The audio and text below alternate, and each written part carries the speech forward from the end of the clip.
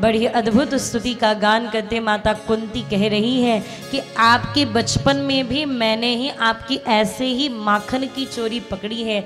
आप नाटक करने वाले, नाटक के रचयिता गोविंद, आज भी आपकी चोरी मैंने ही पकड़ी है। क्या मैं आपको कुछ मांग सकती हूँ गोविंद? क्या मेरी इतनी पात्रता है कि मैं आपको कुछ मांग सकूं? क्यों नहीं, मांगो, जो भी आप मांगने वाले हो मैं देने के लिए तैयार हूँ। आज जो कुंती माता ने मांगा है वो तो बहुत बड़ा ही अद्भुत है।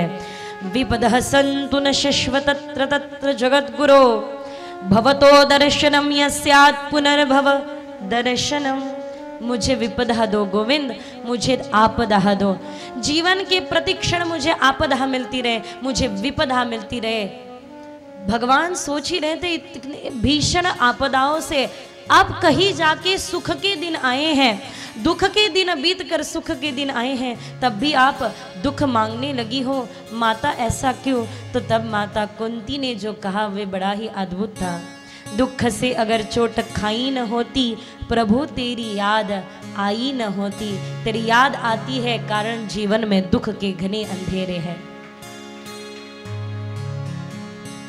जब जब दुख छाए तब तक तेरी याद आए, इससे तो अच्छा यही है ना कि तेरी याद में सदा मैं खोए रहूं। तो दुख ही चाहे आता क्यों न रहे, छाया क्यों न रहे, दुख ही नहीं चाहता मैं चिर सुख, नहीं चाहता मैं चिर दुख। सुख दुख की ये खेल मिचोनी खोले जीवन अपना मुख। सुन रहे ना? तब तो माता कुंती ने दुख मांग लिया जो कि उस समय की जरूरत थी। आपको दुख मांगने की कोई एक आवश्यकता नहीं है। लोग कहते हैं कि दुख मांगो, दुख मांगते फिरो, कोई आवश्यकता नहीं। हो सकता है माता कुंती की उस समय की वो जरूरत रही होंगी, क्योंकि माता कुंती ने कहा गोविंद हमारे जीवन में दुख था तो आप साथ थे। पांडवों को लाक्षागृह में जलाने का षड्यंत्र रचा गया तो आप साथ आए, वनवास हुआ तो आए, और आज जब सुख के क्षण आ रहे हैं तो आप छोड़ के जा रहे हैं, ऐसा क्यों? तो इससे अच्छा तो दुख है ना कि आप ठहर जाएं। तू कामणे गर्भवासी सुखे घालावी आमासी। गर्भ में जन्म लेने के दुख बड़े ही है, कितने सारे दुख भोगने पड़ते हैं, किंतु फिर भी ये दुख भोगने के लिए हम तैयार हैं। और क्यों तैयार हैं? बस एक ही इच्छा लेकर कि जन्म जन्मांतर हम आपके दास कहलाते रहे, हर जन्म में आपकी सेवा करते रहे।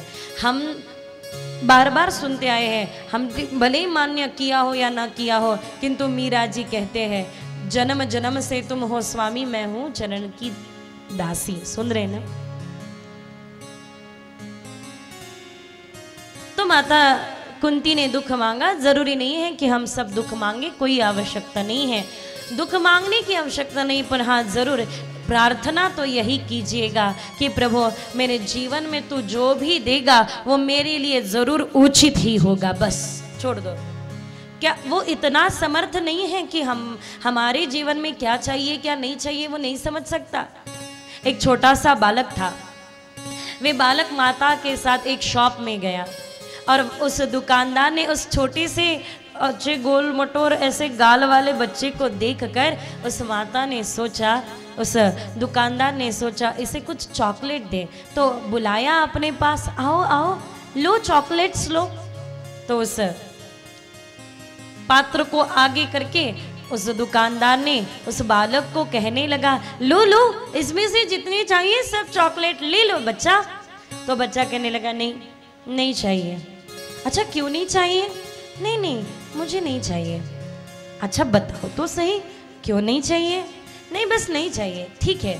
तो सब शॉपिंग पूरी हो गई और तभी उन्होंने, दुकानदार ने उस पात्र से अपने हाथ में चॉकलेट निकाले और चॉकलेट्स निकालकर उस बच्चे के आगे किए। तो उस बच्चे ने तुरंत ले लिए।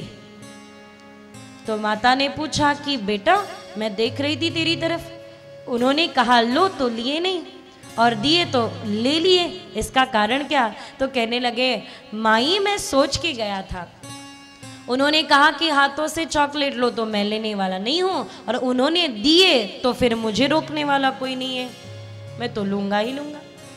तो ऐसा क्यों बच्चा? तो कहने लगे माई अब आप ही सोचो, मेरे इतने छोटे से हाथ है, इन छोटे से हाथ में ऐसे कितने चॉकलेट बैठेंगे, पर वो दुकानदार चाचा के हाथ बहुत बड़े हैं, उनके हाथ में बहुत चॉकलेट समाते हैं, तो मैंने ठान लिया उनके हाथों से लूंगा ताकि ज़्यादा आए। तो वो दुकानदार बैठा है, हमें कोई हिसाब किताब करने की कोई आवश्यकता नहीं है, उनके पास जाओ, बस इतना ही कहो जो उचित हो गोविंद वो मुझे दे दो, फिर देखना हम जो मांग रहे हैं उससे कई ज़्यादा वो देने लगेंगे, कई ज़्यादा हमें मिलने लगेगा, कई ज़्यादा मिलने लगेगा।